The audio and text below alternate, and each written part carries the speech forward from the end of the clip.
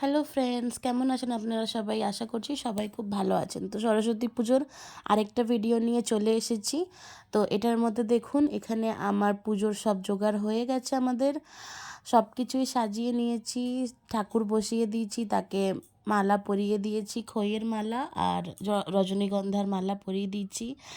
আর এদিকে কিছু গোটা ফল রেখেছিলাম, যদি কাটতে লাগে পরে কাটা যাবে। আর এদিকে কুচো ফল আর নৈবেদ্য সব কিছু সাজানো হয়ে গেছে।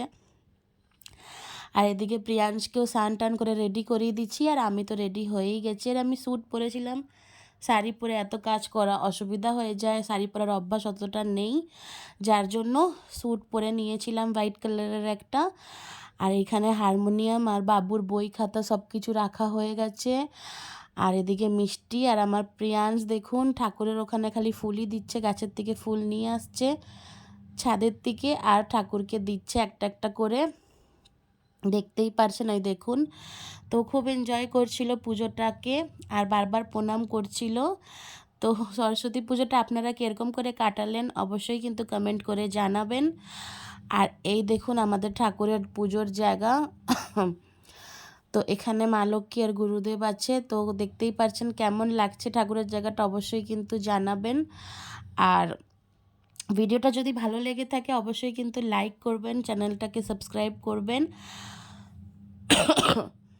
এইদিকে দেখুন সব সাজানো হয়ে গেছে, ঠাকুরমশাইয়ের আসার দেরি। আর এবার তো পুজোটা অনেক লেট করে লেগেছে, অনেকই দেরি করে লেগেছে, যার জন্য পুজোর জোগাড় তো হয়ে গেছিলো অনেকক্ষণ আগে, কিন্তু ঠাকুরমশাই টাইম হবে তারপরেই তো আসতে পারবে। তো লেগেছেই তো 12টার পরে, তার আগে তো পুজো হবে না। তো আমরা প্রথম দিনই করে নিয়েছি, দুদিন ছিল তো আমরা ফার্স্ট ডেতেই করে নিয়েছিলাম পুজোটাকে, মানে সরস্বতী পুজোটা।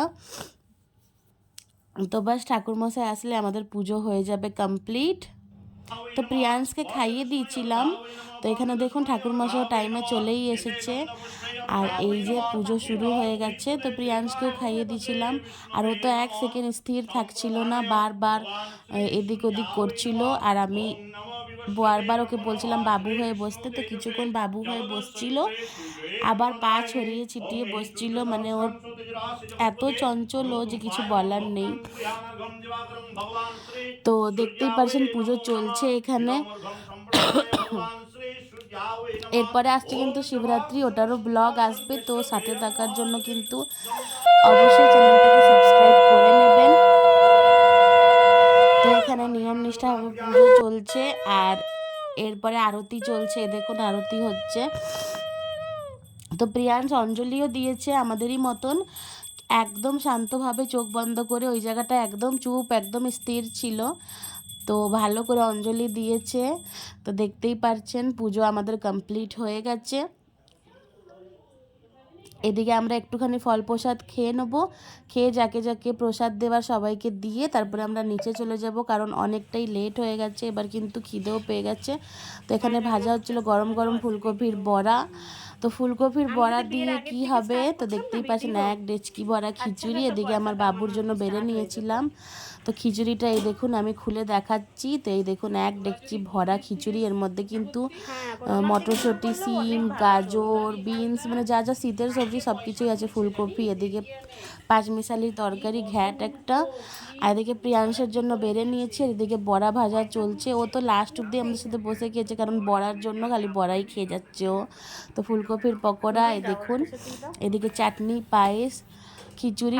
সবাই কিন্তু খিচুড়ির সাথে বেগুনিটাই খেতে ভালোবাসে, কিন্তু আমরাও বেগুনি খাই, কিন্তু এবার ফুলকপির বড়াটা ভাজা হয়েছিল। তো আপনারা খিচুড়ির সাথে কি খেতে বেশি ভালোবাসেন অবশ্যই কিন্তু কমেন্ট করে জানাবেন। তো আমরা বসে গিয়েছি খেতে, তো খাওয়া টাওয়া হয়ে গেছে।